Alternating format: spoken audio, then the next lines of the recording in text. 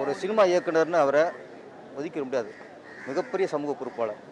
தன்னோட படங்களில் வேதமுதிதாக இருக்கட்டும், ஜாதிக்கு எதிராக ஜாதி கூடாது அப்படின்னு ஒரு விழிப்புணர்வு படம் எடுத்தவர்.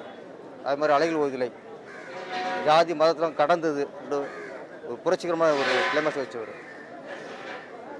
பெண்ணியம் பேசினவர் கருத்தம்மா படத்தில். இப்படி நிறைய படங்களில் நல்ல ஒரு சமூகத்துக்கு தேவையான விஷயங்களை சொன்னவர். அதனால் பாரதிராஜா அப்படின்னா ஒரு தமிழ் திரைப்பட இயக்குனர் அப்படிங்கிற வட்டத்தில் அவரை அடைக்க முடியாது.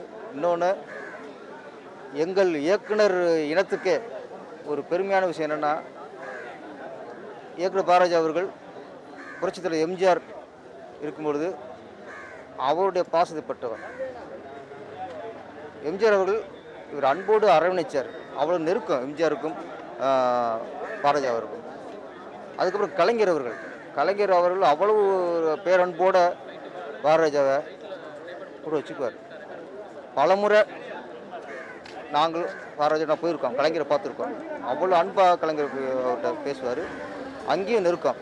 அதுக்கப்புறம் புரட்சித் தலைவி ஜெயலலிதா அம்மையார் அவர்கள் ஆண்ட பொழுதும் அவர்களுக்கும் நெருக்கமாக முதலமைச்சர் அன்புக்குரியவராக இருந்தவர்.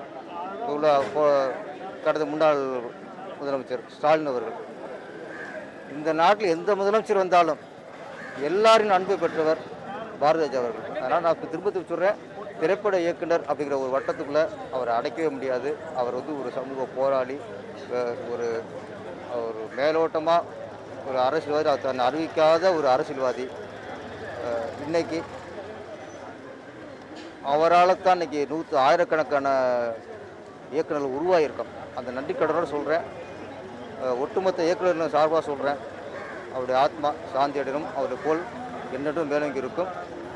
பாரதி அவர்களுக்கு அரசு மரியாதைக்கு கேட்டிருக்கோம். மேசவாத இந்த முதலமைச்சர் விஜய் அவர்கள் சம்மதிப்பார்னு நினைக்கிறேன். அதுக்கான அறிவிச்சுவான்னு நினைக்கிறேன். இப்போது அதை எதிர்பார்த்துக்கிட்டு இருக்கோம்.